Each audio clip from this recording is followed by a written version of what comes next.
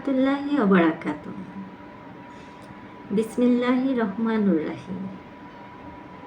প্রিয় দর্শক, মেরাজ একটি অত্যন্ত গুরুত্বপূর্ণ ঘটনা, যা ইসলামী ইতিহাসে এক অমূল্য অধ্যায় হিসেবে বিবেচিত।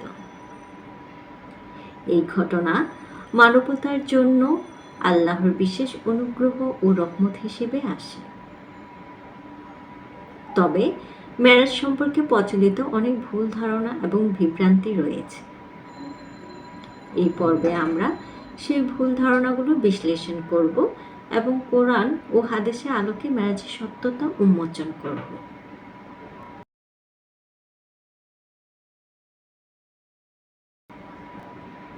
মেরাজ ছিল এক অভূতপূর্ব রাত্রিকালীন যাত্রা, যা মহানবী সাল্লাল্লাহু আলাইহি সাল্লাম এর জীবনে অত্যন্ত গুরুত্বপূর্ণ একটি ঘটনা। এটি ঘটেছিল মক্কার মসজিদ আল হারাম থেকে মসজিদ আল আকসা পর্যন্ত এবং তারপর আকাশের অভ্যন্তরে আল্লাহর সাথে এক নৈকট্য লাভের মাধ্যমে। এই ঘটনাটি দশম নবুয়াতের বছরে ঘটে। মেরাজের সময়কার প্রেক্ষাপট এবং তাৎপর্য মুসলিম সমাজের জন্য এক গভীর আধ্যাত্মিক বিষয়।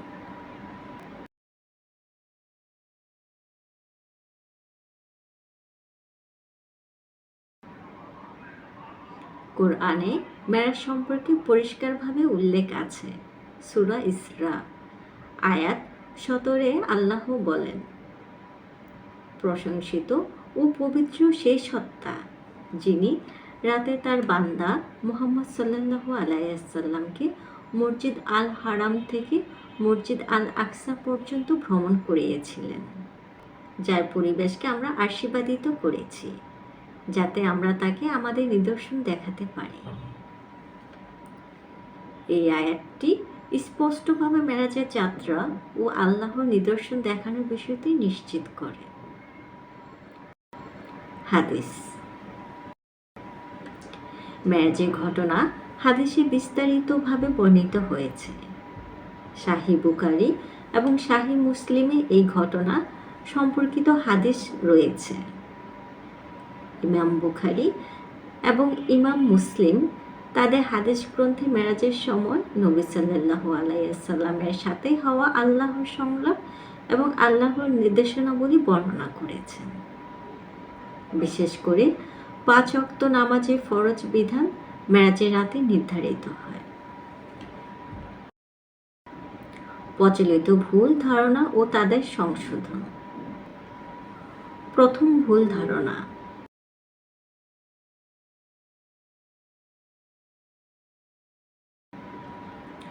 অনেকেই মনে করেন যে মেরাজ ছিল শুধুমাত্র একটি দৃষ্টি বা অলৌকিক ঘটনা, কিন্তু ইসলামী দৃঢ় বিশ্বাস অনুযায়ী এটি একটি বাস্তব ঘটনা রূপে ঘটেছিল। নবী সাল্লাল্লাহু আলাইহি ওয়াসাল্লাম নিজেই বলেছেন যে এটি তার দৃষ্টি এবং মনে অদৃশ্য জগতে ঘটেনি, বরং তিনি শারীরিকভাবে মসজিদ আল আকসা পর্যন্ত ভ্রমণ করেছিলেন এবং আকাশে গিয়েছিলেন। দ্বিতীয় ভুল ধারণা।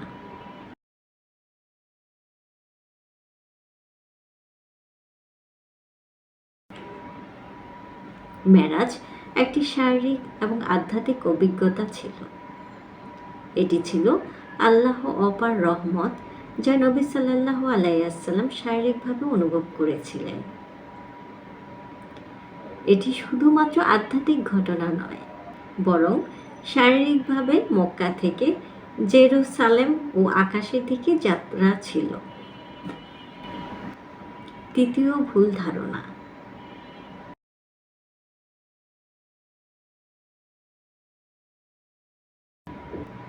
এটি ভুল ধারণা যে মেরাজের রাতে 5 ওয়াক্ত নামাজি বিধান সরাসরি আল্লাহ থেকে এসেছিল।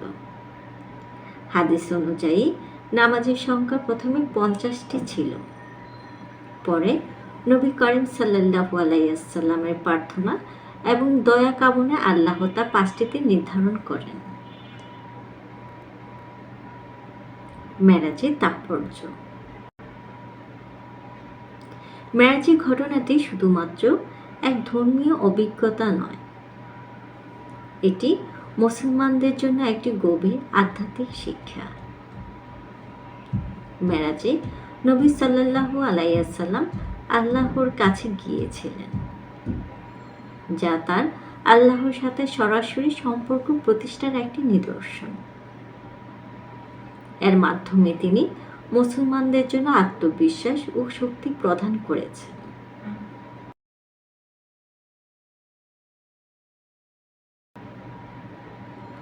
মেরাজের ঘটনা মুসলমানদের জন্য এক অবিস্মরণীয় তাৎপর্য বহন করে। এটি একটি ঐতিহাসিক এবং বাস্তব ঘটনা, যা কোরআন ও হাদিস দ্বারা প্রমাণিত। মেরাজ নিয়ে প্রচলিত ভুল ধারণাগুলো দূর করা অত্যন্ত গুরুত্বপূর্ণ, যাতে মুসলমানরা সঠিক তথ্য জানে এবং সঠিকভাবে ধর্মীয় জীবনযাপন করতে পারে। আজ এই পর্যন্ত। আর যদি কোনো প্রশ্ন থাকে তাহলে কমেন্ট বক্সে জানাবেন। আল্লাহ যদি চায় উত্তর দেওয়ার চেষ্টা করব। খোদা হাফেজ।